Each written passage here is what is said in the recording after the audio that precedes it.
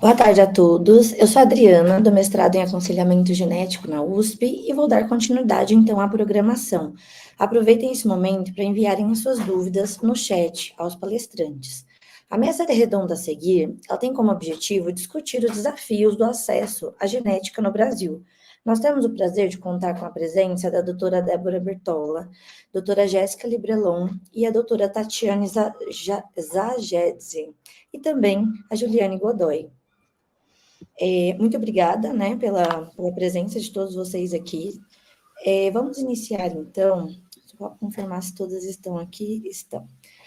Nós vamos começar, então, com a doutora Débora. A doutora Débora ela é graduada em Medicina pela Faculdade de Ciências Biológicas, ela tem mestrado e doutorado em Pediatria pela Faculdade de Medicina da USP e também trabalha na Unidade de Genética do Instituto da Criança, do HC, Hospital das Clínicas. Doutora Débora, eu vou fazer uma pergunta para cada, depois a gente volta para a roda de perguntas, tá bom? Doutora Débora, gostaríamos de iniciar, então, com a sua experiência mesmo, de como é essa cadeia de atendimento do SUS, até uma criança chegar lá no Instituto da Criança do HC e iniciar o acompanhamento. E também falar um pouco sobre os atendimentos do genoma. Como que chega um paciente lá, muitas pessoas confundem e acham que é um ambulatório do SUS, por exemplo. Então, seria interessante a gente comentar as diferenças desses dois centros de pesquisa. Fique à vontade. Oi, boa tarde a todos. Queria agradecer o convite de participar desse simpósio. Então, a minha formação, eu fiz primeiro residência em pediatria, né, e depois a especialização em genética médica. A genética médica, lá no Hospital das Clínicas, ela está dentro da pediatria. Então, a minha experiência é mais com síndromes malformativas. Então, o atendimento é destinado às crianças e como essas crianças chegam para a gente. Existem duas possibilidades. A principal é via outras especialidades dentro do Hospital das Clínicas, que fazem essa referência para a gente, e já há alguns anos essa referência é feita via sistema, então não é mais via papel. É muito difícil, assim, é meio impossível, na verdade, no momento atual, eu colocar uma pessoa que vem de fora para o atendimento, né? Então, assim, a maioria das crianças que nós atendemos são de outras especialidades, mas a porta de entrada que existe da rede básica para a gente é via a central de regulação, é via CROSS. Então, nós temos agora algumas vagas destinadas para essas crianças que vêm da rede básica. Então, o pediatra que está lá na ponta, né, vendo a criança, tudo, né, o neonatologista, então eles podem fazer essa referência via essa central de regulação. Então, nós atendemos essas crianças. E essas crianças, uma vez chegando para nós, né, então, com uma maior possibilidade de síndromes malformativas, então, no Hospital das Clínicas, nós temos a disponibilidade da realização de exames complementares, de uma investigação global dessa criança, para ver tudo o que ela apresenta, para, a partir daí, levantar uma hipótese diagnóstica e ver de que forma a gente consegue chegar no diagnóstico e auxiliar tanto no tratamento, nas orientações para a criança e para a família, tá? Queria, assim, deixar claro que testes moleculares, mesmo em centros grandes como o nosso, né, ligados à Faculdade de Medicina da USP, são difíceis, eles não estão disponíveis na rotina do nosso hospital, então nós temos realmente uma dificuldade muito grande na confirmação de uma hipótese clínica ou mesmo a elaboração de chegar a um diagnóstico de uma doença genética, quando nós não temos uma hipótese clara a princípio. E acho que no HC é essa forma do atendimento. Já no genoma, então, que eu também trabalho com atendimento, né, às crianças, e eu continuo nessa linha que eu atendo mais, que são as síndromes, então, as doenças genéticas das síndromes malformativas e as alterações ósseas, as displasias esqueléticas, acho que a dificuldade é maior ainda, porque, às vezes, os encaminhamentos, eles são diversos, às vezes são uma uma demanda da própria família diretamente, não com encaminhamento médico. Outras vezes, os encaminhamentos vêm dos postos de saúde, mas assim, com uma avaliação ainda,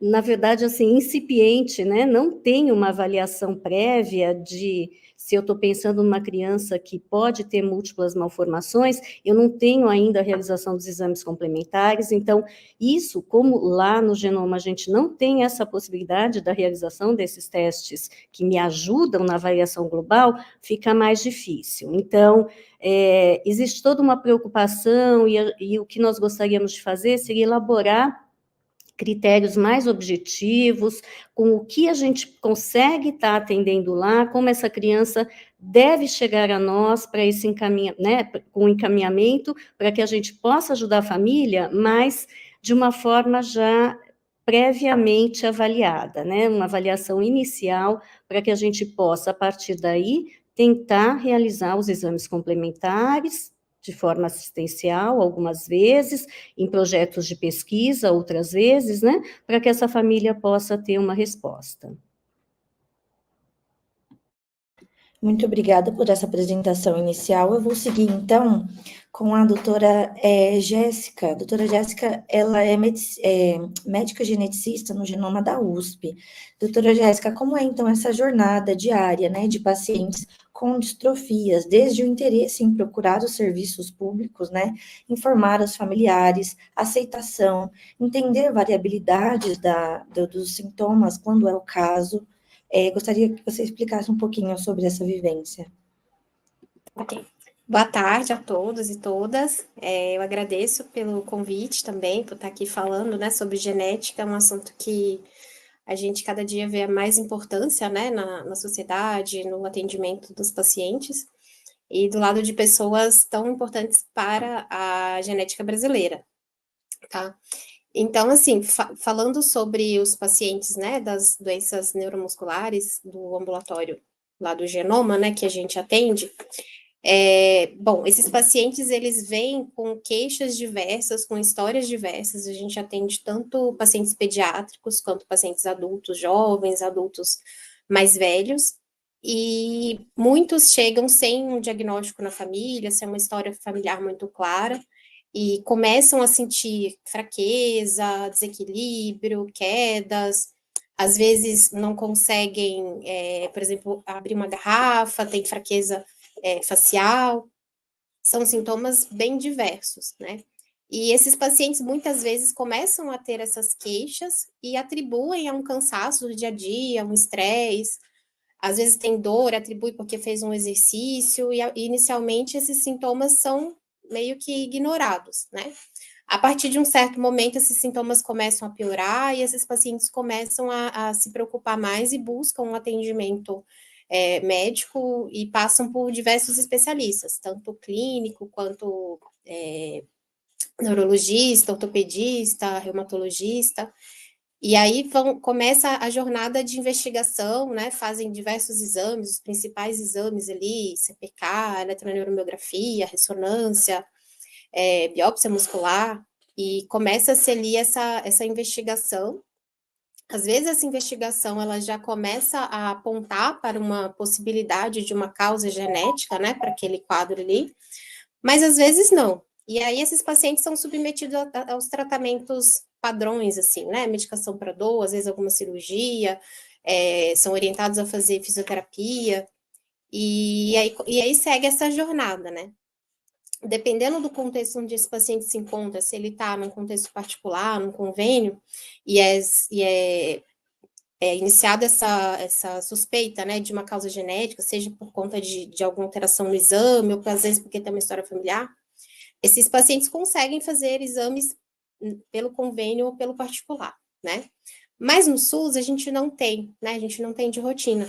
E aí esses pacientes, às vezes, eles por conta própria entram em contato com o genoma, ou às vezes o médico que está assistindo ali, a equipe que está assistindo sabe do nosso trabalho e acaba encaminhando para a gente, né? E ali a gente faz essa investigação, né? Faz toda uma avaliação, vê se realmente existe indicação de fazer um teste genético, qual que seria, e fazemos todo esse pós-teste ali também, né? Se é feito o diagnóstico, a gente orienta para o paciente o que ele tem, a causa do que ele tem, o que a gente espera, né, daquele diagnóstico, o padrão de herança também, pelo padrão de herança daquela condição, a gente busca, né, outros familiares que estejam em risco de serem portadores daquela condição, explicamos o risco daquela condição acontecer nos filhos, né, para os pacientes em idade reprodutiva, e explicamos também, né, algumas situações, como mulheres, né, que às vezes querem engravidar, em algumas situações elas podem ter uma piora daquele quadro ali, dentro do contexto daquela condição, daquele diagnóstico delas. Tá? Então, são todas coisas, a jornada desses pacientes, né? Aí você comentou sobre dificuldades, né, que esses pacientes apresentam de aceitação, de entender, né, esse contexto, né? Então, são várias situações que surgem, né? Dentro do aconselhamento genético, um dos principais sentimentos, né, que acabam surgindo ali é o sentimento de culpa, né? Muitos pacientes, às vezes a gente atende um pai com filhos, e aí o pai tem uma doença, e ele, um dos filhos acabou herdando, e é muito comum que esse pai, ele sinta essa culpa, né? E a gente precisa estar preparado para assistir, para acolher essa pessoa, né, entender que é normal ele se sentir culpado, apesar de ele não ser culpado, né, ele não tem esse poder de escolha, ele não escolheu ter aquela condição e ele não escolheu passar, né, aquela condição. Então, existe essa sensação de culpa, existe também, às vezes, quando a gente tem irmãos, né, que são testados, e um tem aquela mutação, o outro não tem, existe aquela comparação, isso também pode ser bastante difícil ali naquele contexto, um irmão se sente culpado porque não tem a mutação e o outro tem, e a gente também tem que tentar acolher, né, essas pessoas, entender os sentimentos, os pensamentos que são naturais de acontecer durante todo esse processo aí. E você também falou sobre a variabilidade, né, do quadro clínico. A gente sabe, em algumas doenças neuromusculares, existe o fenômeno de antecipação, né? Então, a gente vê uma piora do quadro clínico a partir das gerações, né? As gerações subsequentes tendem a acontecer mais cedo e de uma maneira mais grave. Mas, em muitos casos, isso não acontece. A gente não tem essa antecipação, a gente tem uma variabilidade muito grande. A gente tem desde pacientes assintomáticos, né, que por exemplo, para distrofia face escapulohumeral, às vezes o paciente não tem nenhum sintoma, né? E tem outros que na mesma faixa etária estão cadeirantes, né? Então a gente tem uma variabilidade muito grande. Isso às vezes é muito difícil do paciente entender. A gente às vezes explica e aí ele pergunta e a gente explica de novo para ele tentar entender. E às vezes o pai, quando tem aquela condição e ele tem um filho que é diagnosticado, ele já começa a pensar assim, eu comecei com 20 anos, meu filho vai começar com essa mesma idade, eu sou grave, meu filho vai ser grave, e às vezes ele transmite essa ansiedade para aquele filho também. Então, é um desafio também você explicar para ele que existe essa variabilidade, né? Então, assim, são várias dificuldades que a gente acaba enfrentando durante esse processo ali de atendimento desses pacientes. Muito obrigada, doutora Jéssica, por esse início. Vou continuar, então, com a doutora Tatiana. Doutora Tatiana, ela é graduada em Ciências Biológicas pela Universidade Federal de São Carlos e doutora em Biologia Genética pela USP. Atualmente, ela também é pesquisadora e colaboradora do IB, lá da USP, e também do Genoma da USP. Doutora Tatiana, em relação aos testes genéticos relacionados à distrofia, como é o acesso na rede pública e privada? Boa tarde a todos, obrigada pelo convite, Adriana e toda a equipe. É um prazer estar aqui nessa mesa junto com a doutora Débora e a doutora Jéssica, que eu já conheço e admiro bastante o trabalho. A doutora Jéssica a gente trabalha juntas às segundas-feiras no atendimento, a Adriana sabe disso, né? Em relação, a Jéssica já falou, a doutora Jéssica já deu um overview, né, em relação a rede pública, né, de que esses testes específicos, especialmente distrofias, né, musculares, que é a questão de agora, eles não são disponíveis na rede pública, né? E o nosso ambulatório, ele tem um atendimento assistencial, mas que não é financiado pelo SUS, né? Muita gente chega a nós perguntando se é gratuito, né? Se é pelo SUS, e não é. O que a gente tem no Genoma? A gente tem um atendimento particular e o atendimento assistencial, sendo que normalmente o dinheiro que entra pelo particular, que quem pode pagar, acaba também ajudando a pagar o exame das pessoas que têm o atendimento assistencial e não pagam nada por isso. O que a gente vê muito, assim, com essa, como eu posso dizer, popularização dos testes genéticos, né, que muitas pessoas acabam fazendo com facilidade os seus exames em laboratórios particulares, e muitas vezes chegam até nós já com o laudo na mão, mas não tem a menor ideia do que aquilo quer dizer, né, porque o que faltou foi o aconselhamento genético. Então, há 20 anos atrás, isso não acontecia, né, o ambulatório, e eu já estava no começo do Genoma, tive a honra de participar junto com a doutora Rita Pavanello e a doutora Mariana Zatz, que sempre foram minhas grandes professoras no aconselhamento, né, então, assim, muita gente chegava sem nada, sem orientação, sem laudo, e hoje em dia a gente vê um outro perfil, né, as pessoas, às vezes, até com muita dificuldade financeira, conseguem fazer o seu exame no particular, mas sem nenhuma informação, sem histórico familiar, sem cálculo de risco, sem entender qual é o tipo de herança, como isso pode acontecer, né? Então, assim, mesmo nas redes públicas, esses testes, especialmente distrofias, eles são feitos em universidades ou hospitais universitários, né? São serviços específicos, quando são feitos gratuitamente. Mas, hoje, né, uma coisa que a gente pode discutir mais adiante aí sobre essa popularização, os prós e os contras, né, desse acesso aos exames genéticos para a população em geral. É isso. Muito obrigada, então, por esse início. Vou continuar, então, com a Juliane Godoy. A Juliane Godoy, ela é diretora, né? Nós temos o prazer de contar com a sua presença aqui, Juliane. Ela é diretora no Instituto Nacional de Atrofia Muscular Espinhal, o INAME.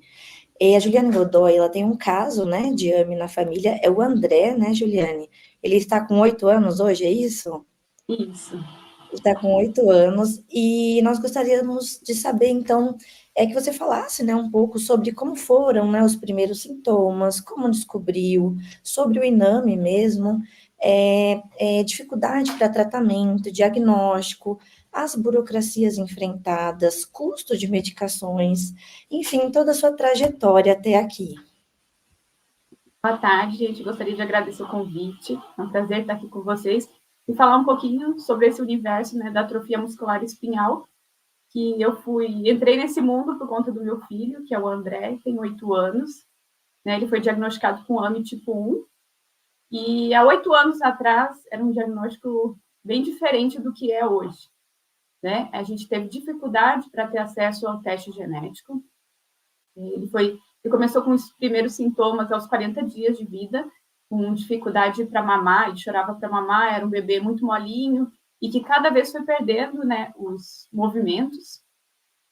E aí, de 2 para 3 meses, a gente foi numa neurologista, e ela suspeitou já da atrofia muscular espinhal, e depois ela falou assim, olha, mas para a gente fazer esse teste, a gente vai coletar uma amostra, e seu marido tem que levar essa amostra até o Rio de Janeiro, né? A gente morava em Macaé, no Rio de Janeiro, mas tinha que levar até a capital, numa faculdade que fazia esse teste lá, e aí fez o teste genético, aí depois de um tempo veio a confirmação que meu filho realmente tinha AME. Então, não foi um acesso fácil, né? Mas, não sei se todos conhecem, né, o pessoal que está assistindo, mas a AME é uma doença genética degenerativa, né, que acomete os neurônios motores, e por ser degenerativa, né, quanto antes a gente tratar, melhor é para a gente preservar esses neurônios, né? Ela é uma doença autossômica recessiva, né? Então, eu sou portadora, meu marido é portador, e o nosso filho, ele é afetado por essa doença. E hoje, o que a gente vê dentro desse cenário, né, depois que o meu filho estava bem, já tratado, passamos por muitas dificuldades até conseguir o tratamento, eu acabei me envolvendo com o INAME, né, o Instituto já existia, e eu fui convidada a participar. E o meu intuito de entrar foi para as famílias poderem ter aquele acolhimento que eu não tive, né, que as famílias pudessem ter a orientação que eu não tive. Para as famílias que hoje são diagnosticadas poderem ter uma jornada bem diferente do que eu tive lá atrás, há 8 anos atrás, né?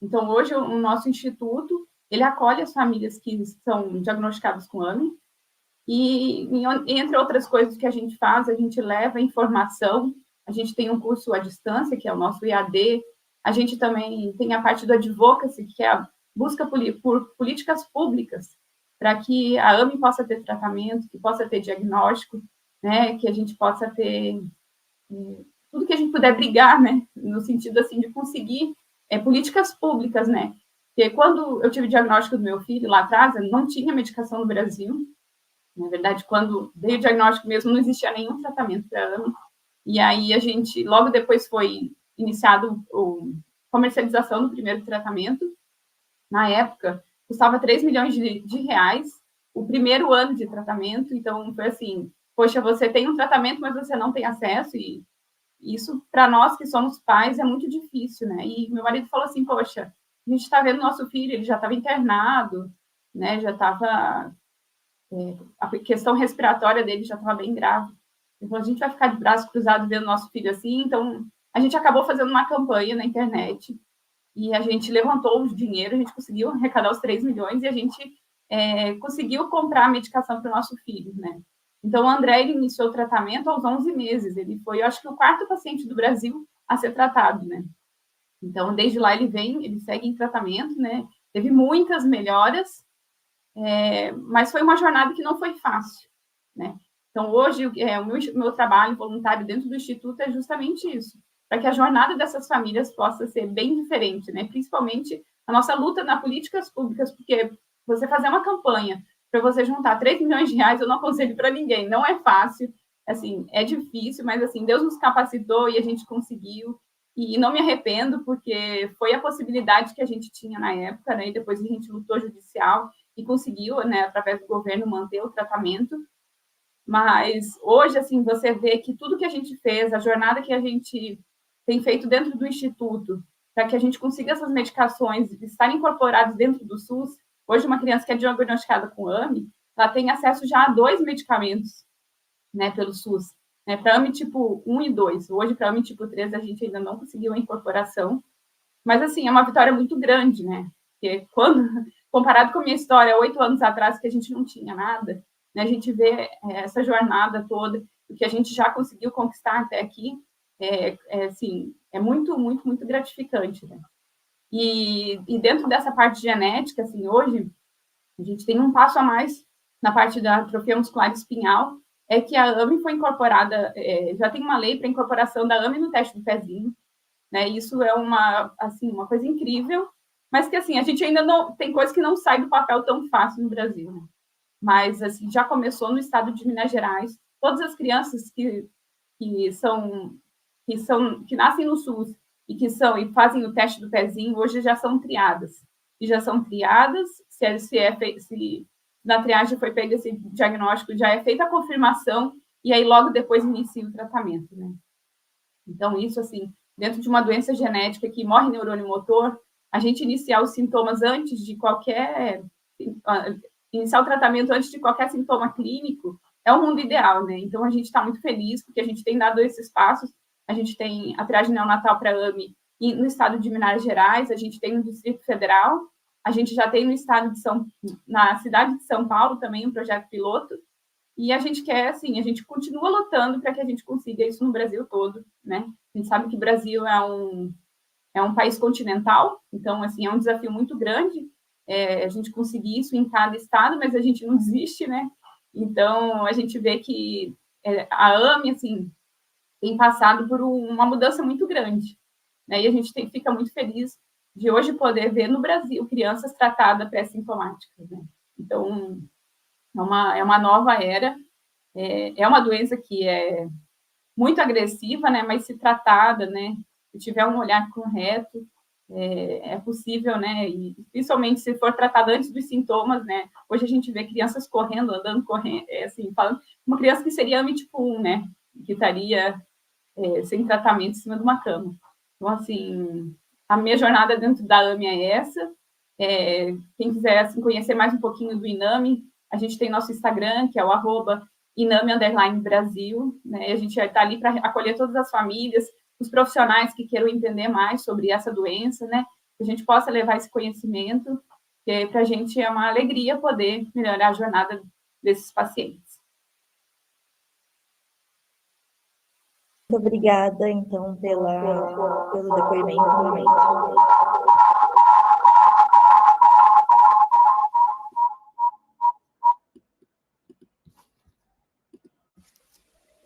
Desculpa, muito obrigada, então, pelo depoimento. Vamos seguir com as perguntas, então, tá?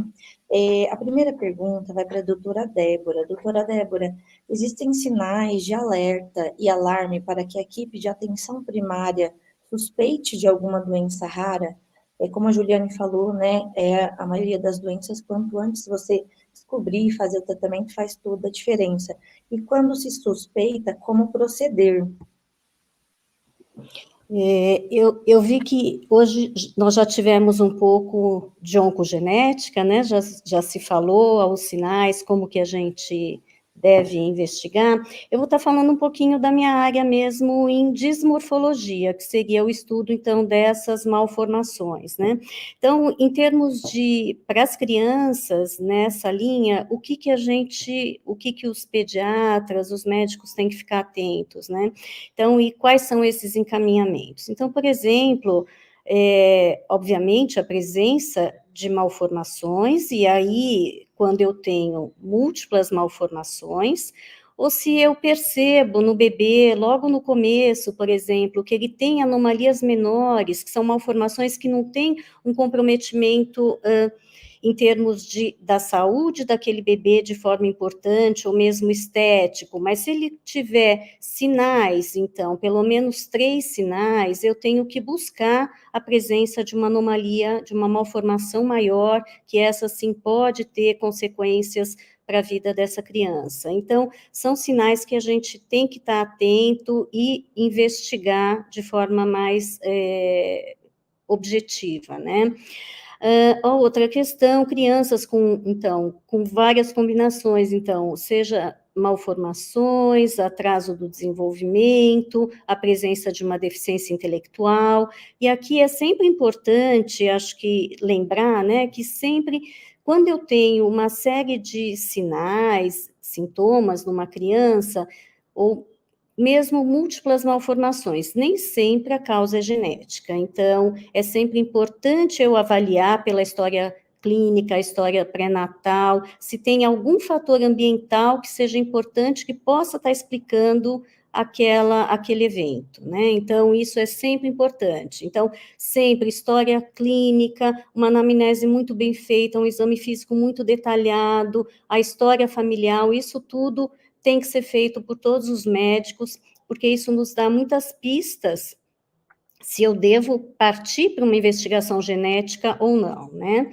Tá? E, às vezes, o próprio pediatra, ele realiza uma hipótese diagnóstica de uma doença genética e, às vezes, já encaminha com essa possibilidade, né? Então, algumas mais conhecidas, por exemplo, uma criança que tem uma alteração, possível alteração cromossômica, uma síndrome de Turner, enfim. Então, existem já algumas possibilidades diagnósticas, aonde esse profissional já faz o encaminhamento, né? E aí, mais uma vez, o encaminhamento é feito pela rede básica, pelo CROSS, e aí chega nesses serviços de genética médica. A gente está falando aqui do estado de São Paulo, então existem vários centros, né, de genética médica, muitos deles ligados às universidades, então nós, né, a Faculdade de Medicina da USP, a Unifesp, nós temos na Santa Casa, então, e existem outros serviços de genética também disponíveis, que, de acordo com a região, a criança vai ser encaminhada para aquele local mais próximo do domicílio. Entendi, doutora Débora, muito obrigada. Doutora Jéssica, em relação a esses testes genéticos mesmo, qualquer profissional pode solicitar o exame? E em relação ao retorno do laudo também, qualquer profissional pode fazer? E qual a importância, né, de fazer teste genético e onde fazer?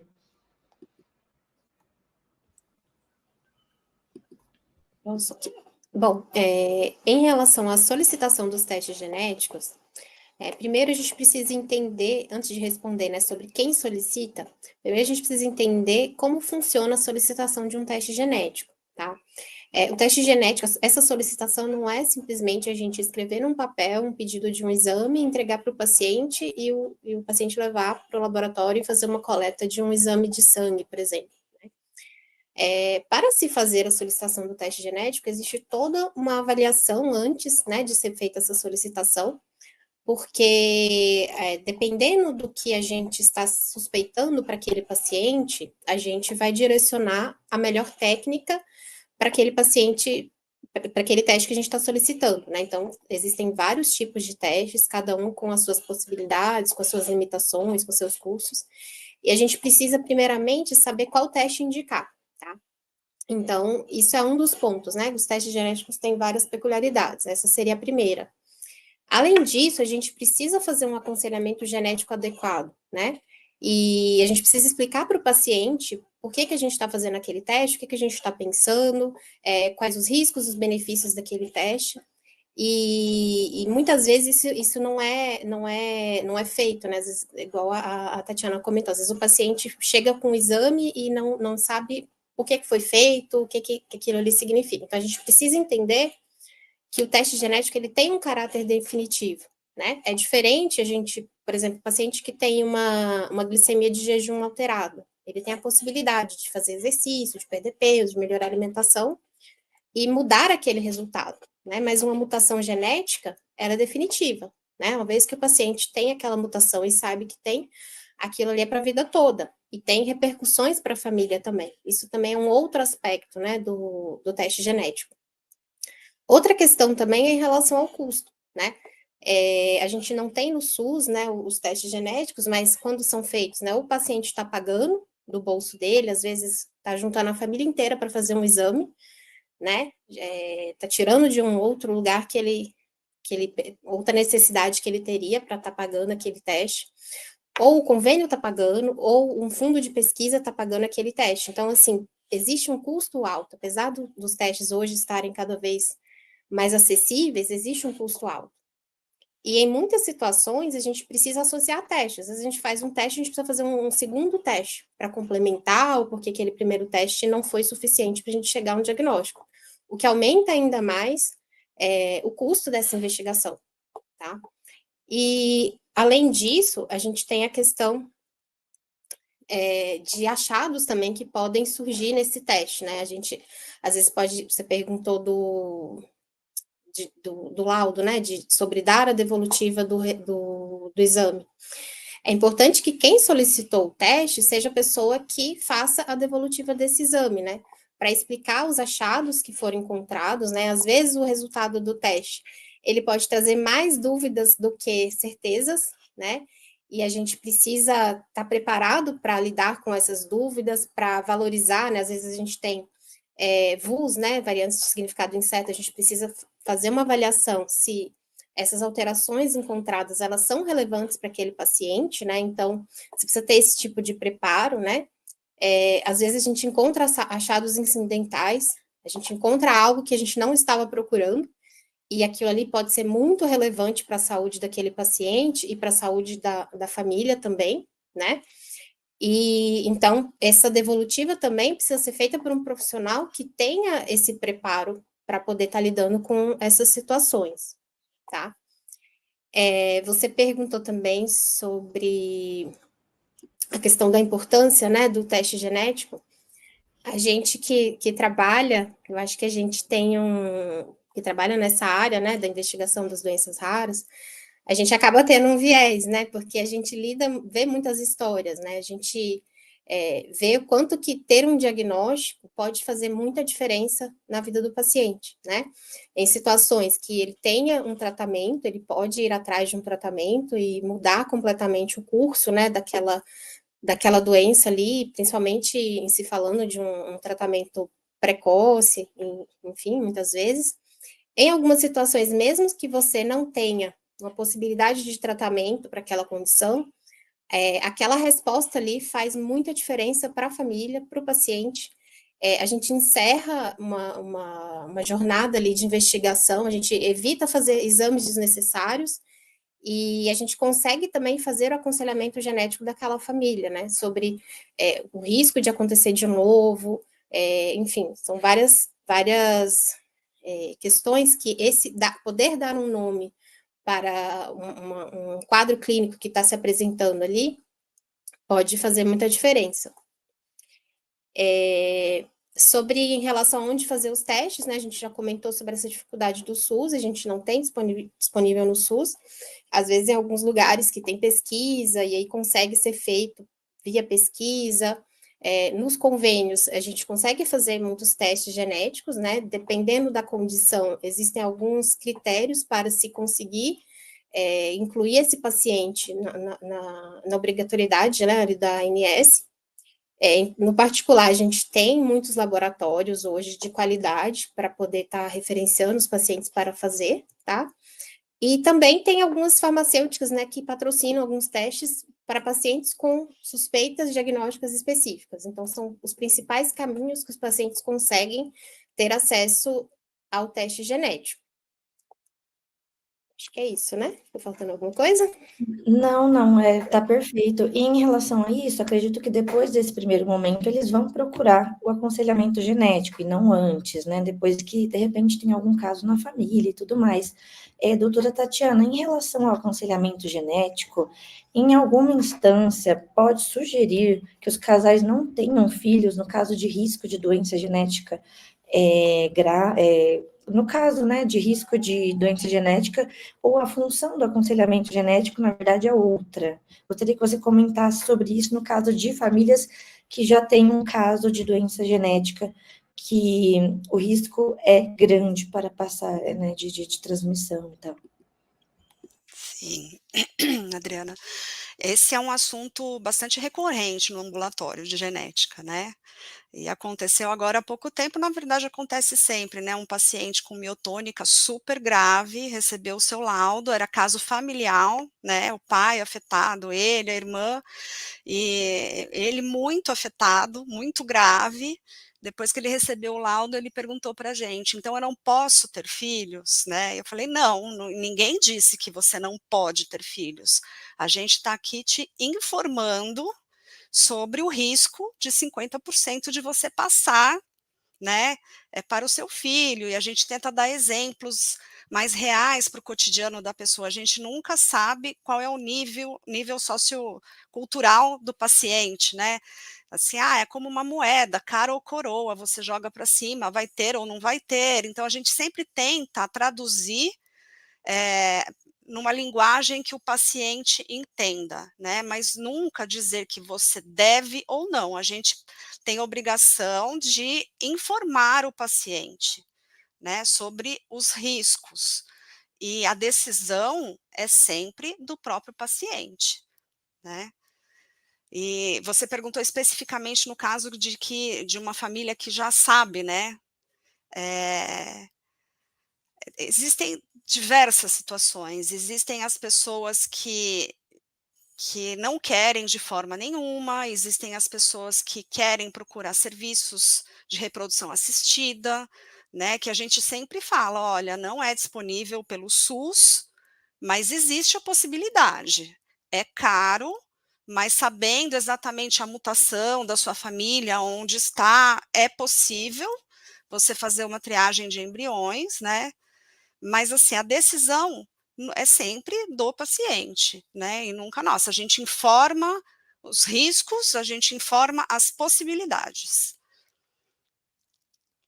E cada doença tem uma transmissão diferente, né? Tem as doenças recessivas, as dominantes, as ligadas ao sexo, as que têm antecipação clínica e não têm. Então, é muito importante que o aconselhador, né, tenha essas informações para orientar direitinho cada família. Inclusive, a gente fala que o nome aconselhamento genético, né, talvez nem seja o mais correto, porque a gente não dá conselhos, a gente dá informações. Isso é verdade. Muito obrigada, doutora Tatiane. Juliane, nós temos muitas perguntas, né, e tal, em relação a políticas públicas.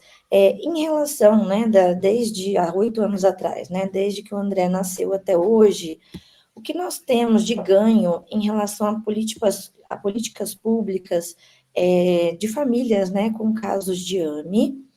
E estão perguntando também no chat em relação à medicação. Você comentou que 2 medicamentos já foram autorizados, né? Estão disponíveis no SUS. E se um desses é o Zolgensma.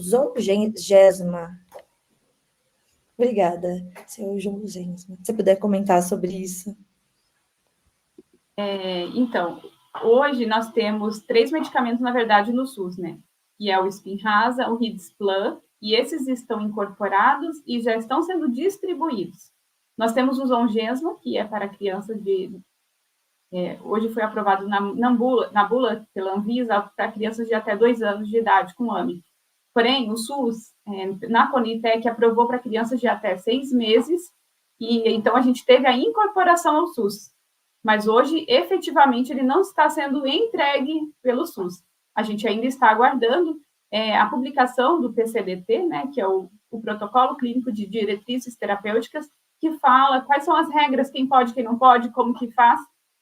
Isso a gente já tem para os outros 2 medicamentos, mas hoje para o Zolgensma a gente não tem. O Zolgensma foi o primeiro medicamento no Brasil a ser incorporado com compartilhamento de risco. Então, seria mais ou menos assim, o SUS só pagaria o medicamento se ele fizesse realmente efeito na criança que tomou.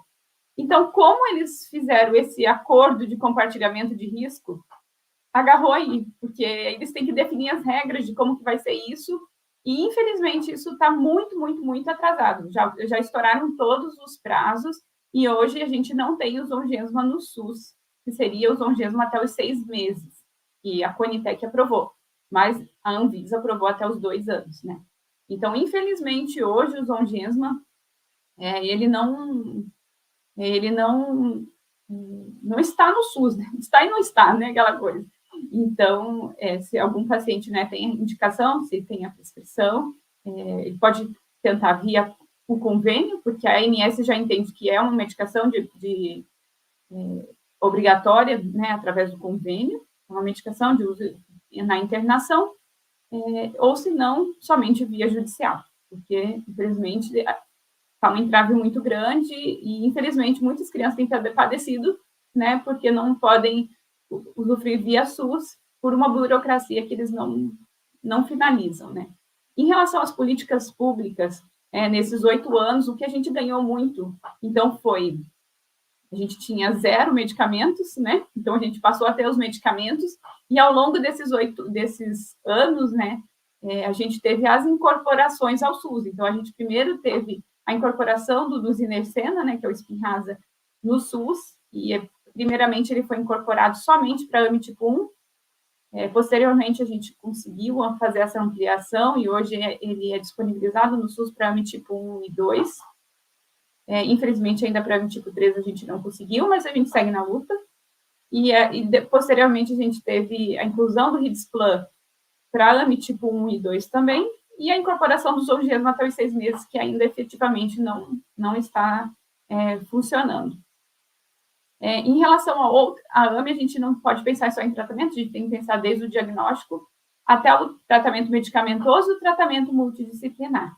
Em relação ao diagnóstico, hoje não temos o teste genético pelo SUS para a AME, mas a gente tem o convênio com as farmacêuticas, né? Então, as 3 farmacêuticas que produzem os 3 medicamentos para a AME, elas disponibilizam de forma gratuita os testes genéticos. Então, é feito de uma forma bem rápida, né? Os médicos pedem os kits e faz a coleta, faz o envio, e em torno, muitas vezes, de 7 até 21 dias, a gente tem o resultado. Então, isso tem funcionado muito bem, melhorou muito o diagnóstico, o acesso ao diagnóstico de 8 anos para cá, né? Depois que houve a incorporação dessas medicações, melhorou muito o diagnóstico. Então, hoje a gente tem muito mais crianças sendo diagnosticadas, não só crianças como adultos, com AME, por conta da facilidade do acesso ao teste genético. Antigamente, muitos eram diagnosticados por biópsia muscular ou eletroneuromiografia, mas não era o teste conclusivo, né? A AME, a gente só finaliza o teste, o diagnóstico com o teste genético mesmo. Então, a gente faz uma pesquisa no INAME, a gente tem um estudo autorreportado da população de AME no Brasil, e muitos que, quando a gente entrevistou, e eles colocaram lá para a gente que o teste, o diagnóstico foi feito através de biópsia muscular. E, assim, a gente não pode considerar ele realmente um paciente com AME se ele não tiver um teste genético, né, para pesquisa. Então, a gente convidava esses pacientes, facilitava o acesso deles até o teste genético para realmente haver a confirmação. Então, foi muito legal. Nessa pesquisa, a gente pôde proporcionar que muitos pacientes que tinham o diagnóstico somente através de biópsia pudesse ter e confirmar se realmente era AME ou não, porque muitas vezes, né, pode confundir com uma outra doença neuromuscular. Então, dentro das políticas públicas, a gente teve muito avanço, e a última política pública que a gente tem foi o que eu comentei em relação à triagem neonatal, né, o teste do pezinho, o teste do pezinho, que a gente tem lutado e que hoje a gente já tem em 2 estados, que é Minas Gerais e Distrito Federal. Nossa, que legal, são muitos ganhos, né? Apesar de ser difícil, estamos somando aí vários ganhos. Tem uma pergunta no chat, eu vou perguntar para a doutora Débora, mas fiquem à vontade para comentarem também em relação à política de atenção a doenças raras. Essa política de atenção, ela não aumentou a disponibilidade de testes genéticos via pública, via recursos públicos? E como que vocês enxergam esse futuro, né, do acesso aos exames e tratamentos custeados pelo SUS? Na verdade, eu acho que aumentou, porque existem diversos centros agora no Brasil que são considerados como centros de referência e estão atrelados a essa portaria de atenção integral.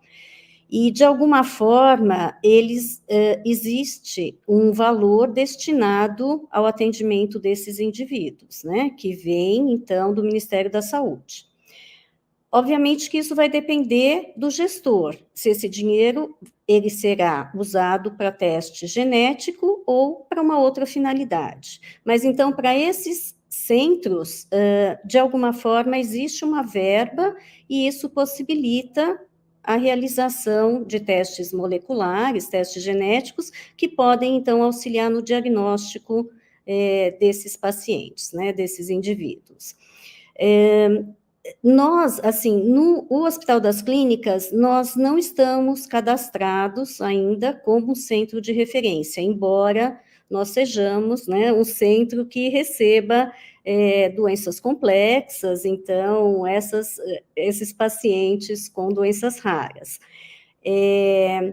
Mas existe, desde o ano passado, foi criado, então, um centro integrado de doenças genéticas lá no HC, que é o denominado CIGEM, que a ideia é incorporar ou aglutinar, né, todos os departamentos, todas as pessoas que, de alguma forma, os médicos e laboratórios que lidam com testes moleculares, com essas doenças raras. Então, de certa forma, isso tende, o que nós queremos, então, o objetivo desse centro integrado é, de alguma forma, auxiliar o diagnóstico desses pacientes, então, a assistência, promover mais pesquisa, mas organizar, então, todas essas pessoas que, de alguma forma, lidam com essas doenças raras e oferecem testes moleculares, na maioria das vezes como pesquisa, mas que, de alguma forma, a gente consiga se organizar. Então, foi um passo dado nesse sentido da gente tentar melhorar tudo isso.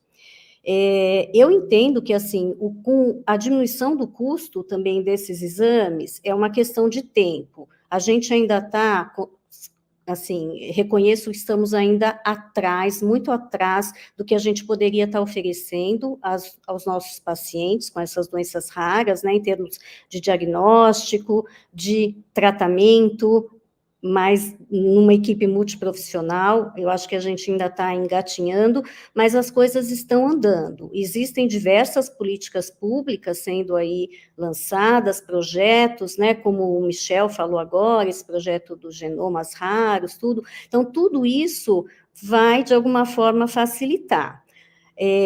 Porque, assim, a tecnologia está aí, então os testes, eles estão disponíveis, cada vez a interpretação, porque isso é um gargalo, a gente tem muita dificuldade na interpretação das variantes, né, e isso acho que é um fator importante, acho que muitas vezes, assim, eu recebo no genoma indivíduos, crianças, né, que já foram avaliadas em diferentes centros, que já fizeram todos os testes moleculares, mas que não chegou a um diagnóstico. Então, é o que a gente chama daquela odisseia diagnóstica, né, onde passa por diversos centros, passam-se anos e não se chega a um diagnóstico.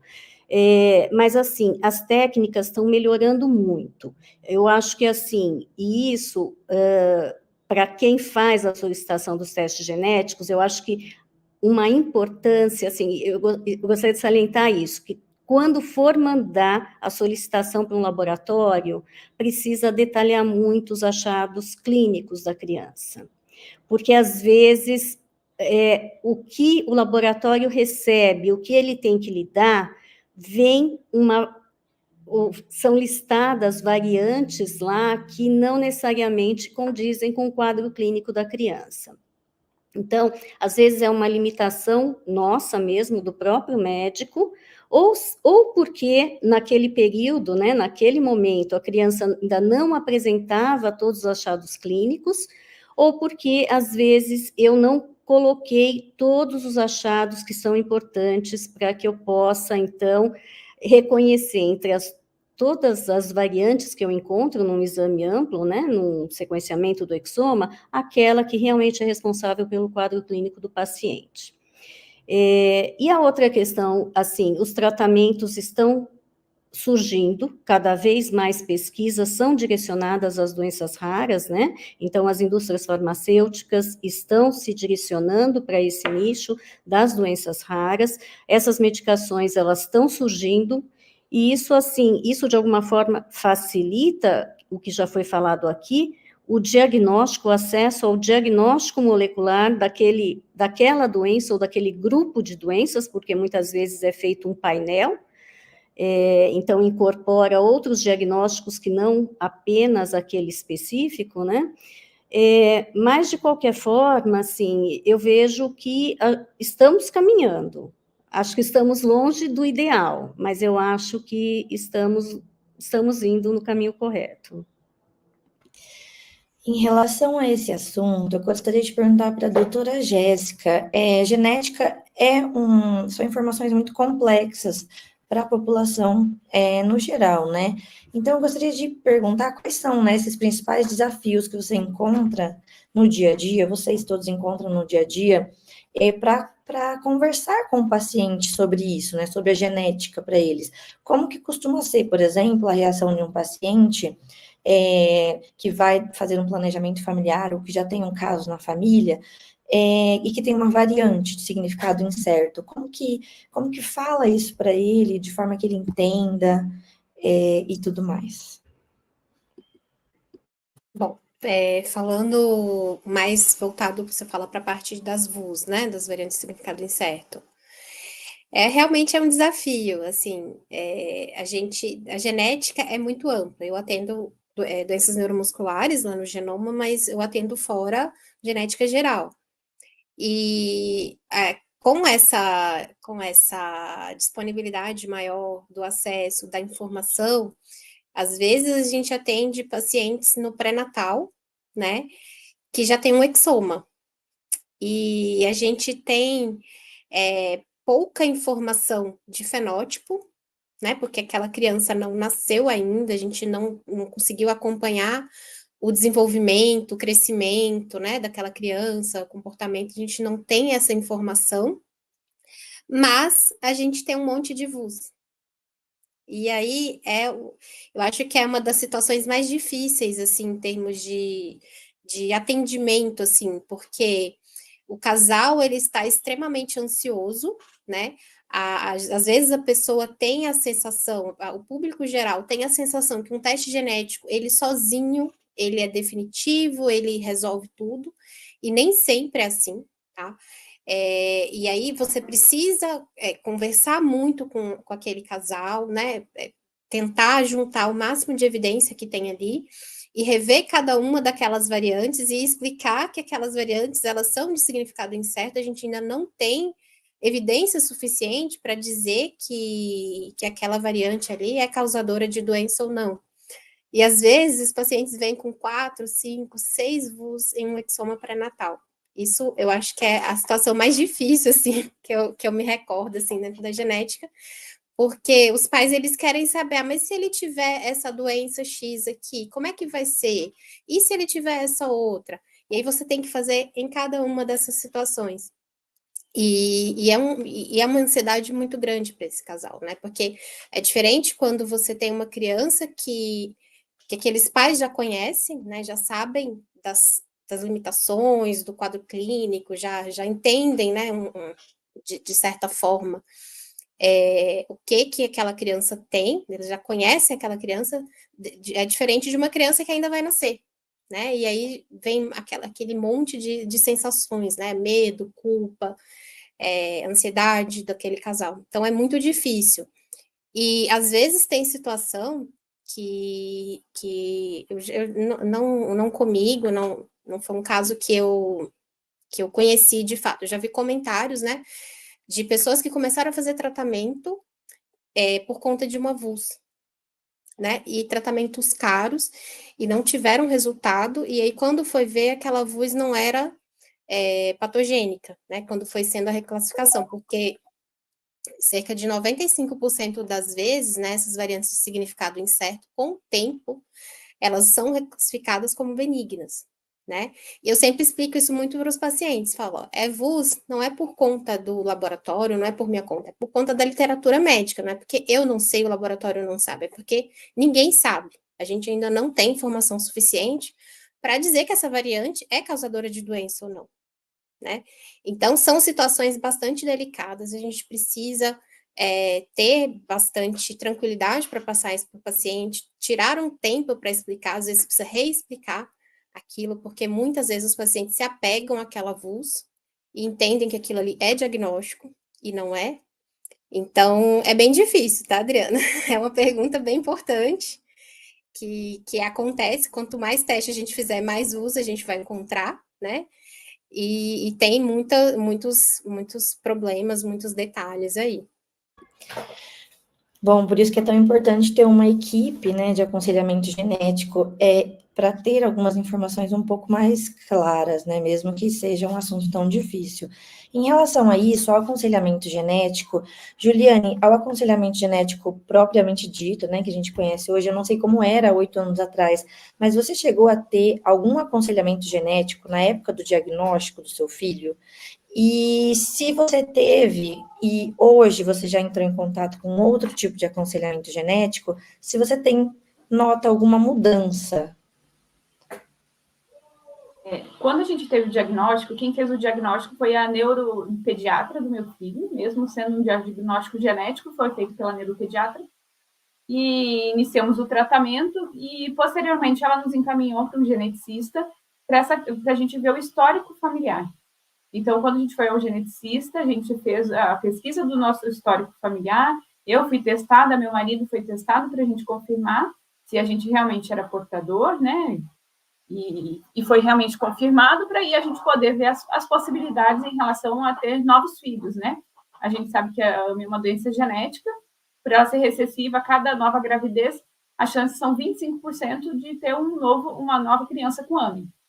Então, ali dentro do aconselhamento, né, tem as possibilidades, então hoje, dentro das possibilidades para a AMI, seria uma nova gravidez de forma natural, né, e dentro dessa possibilidade, já fazer o diagnóstico da AMI ainda na barriga, né, é possível fazer isso, né, e aí sim você já se preparar para já iniciar o tratamento assim que o bebê nascer, ou esperar o bebê nascer e aí na maternidade mesmo já está com o kit, fazer a coleta, para poder rapidamente fazer o teste e se vier positivo iniciar o tratamento, ou fazer, né, uma fertilização in vitro com seleção genética, para que seja excluída a possibilidade de se ter uma nova criança com AMI, né? Então, esse panorama nos foi apresentado, né, em relação a isso, para a gente poder fazer a programação familiar conforme fosse o nosso desejo. Teve mais uma parte da pergunta que eu já não estou lembrando, que ficou bem comprida. Você consegue colocar de novo?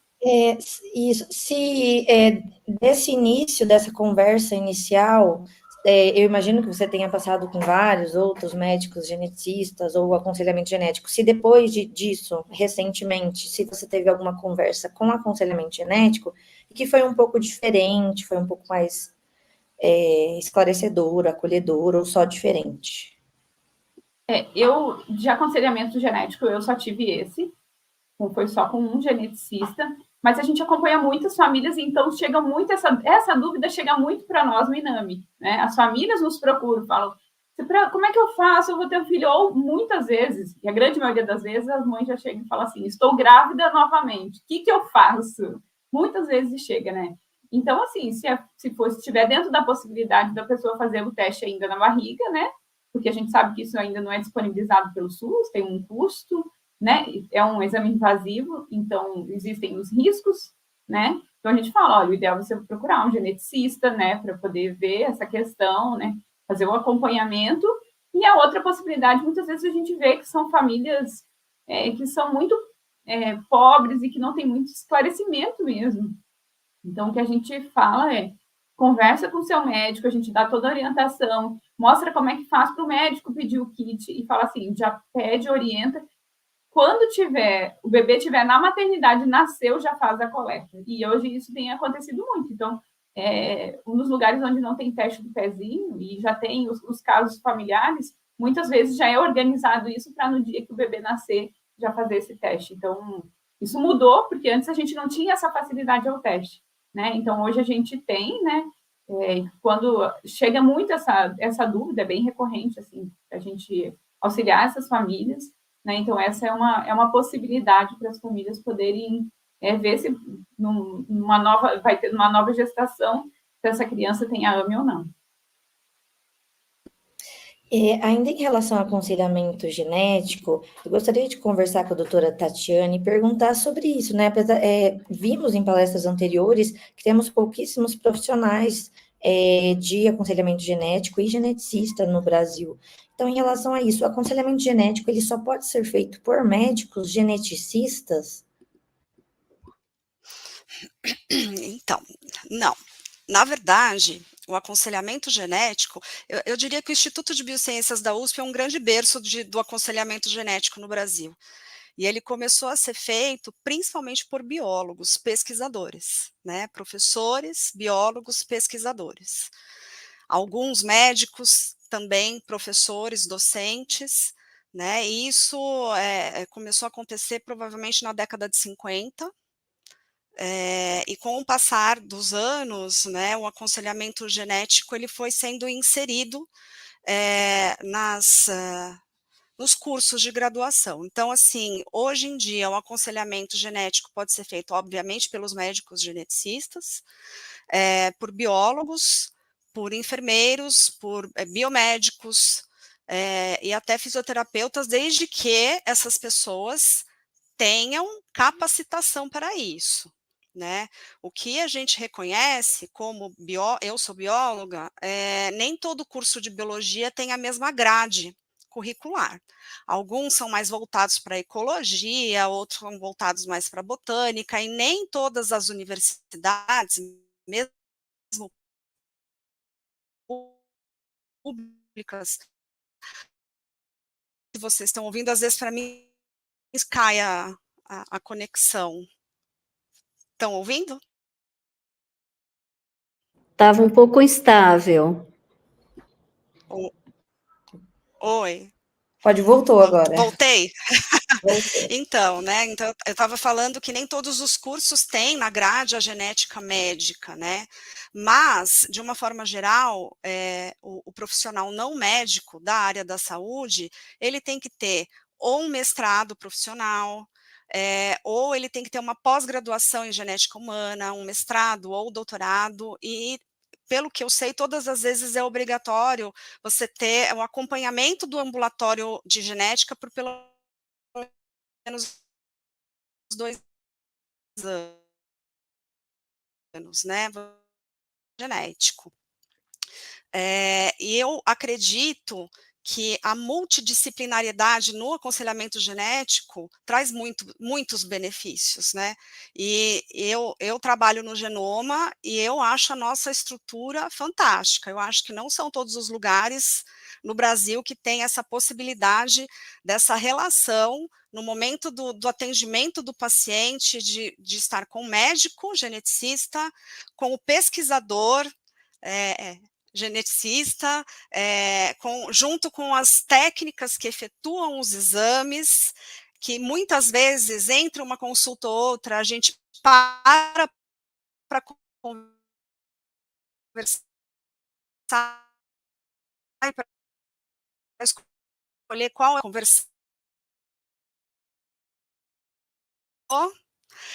conversar sobre técnica.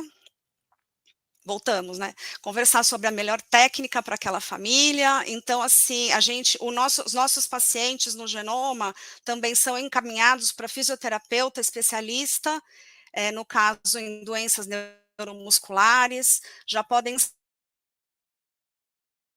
sair com uma avaliação muito completa em relação ao que podem ou não fazer, né?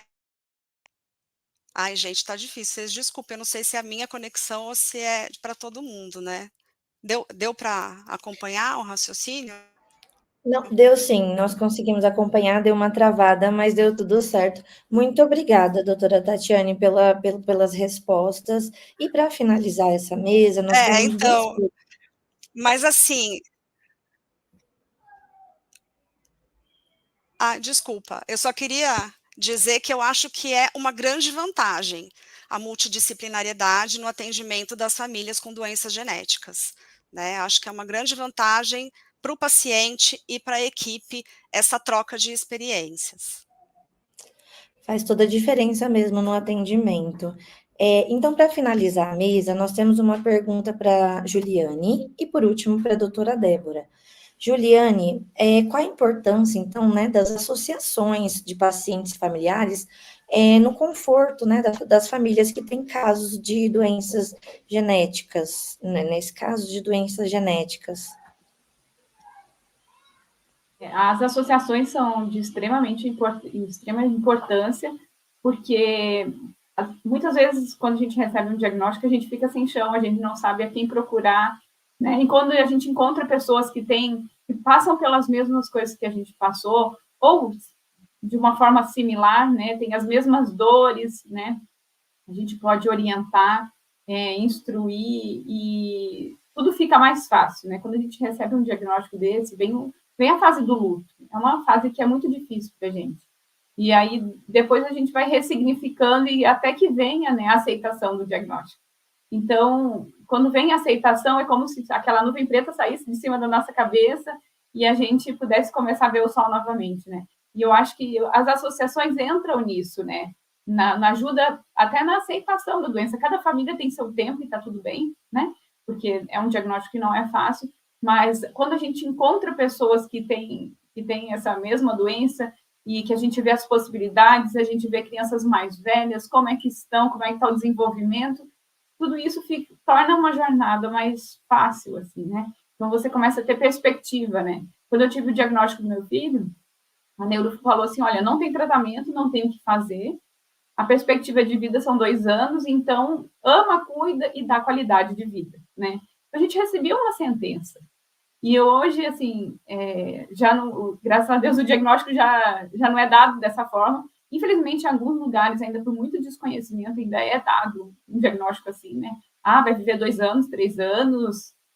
Mas hoje, como a gente tem tratamento, né? E o medicamento, junto com as terapias multidisciplinares, que não podem ser deixadas de lado, faz toda a diferença, né? Então, é isso, gente.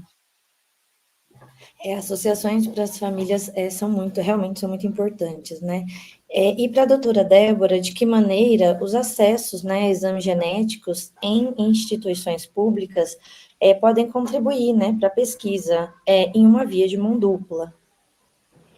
Eu acho que é super importante. A gente está falando aqui, na verdade, de doenças que são raras, muitas vezes ultra raras, então, que a gente não consegue, muitas vezes, dar o diagnóstico com os testes disponíveis. Às vezes, a gente precisa de outros exames, a gente precisa juntar indivíduos que tenham fenótipos semelhantes, para, com isso, poder pesquisar. E aí sim encontrar, por exemplo, e é o que muitas vezes acontece, a gente ter um gene novo para uma doença, né?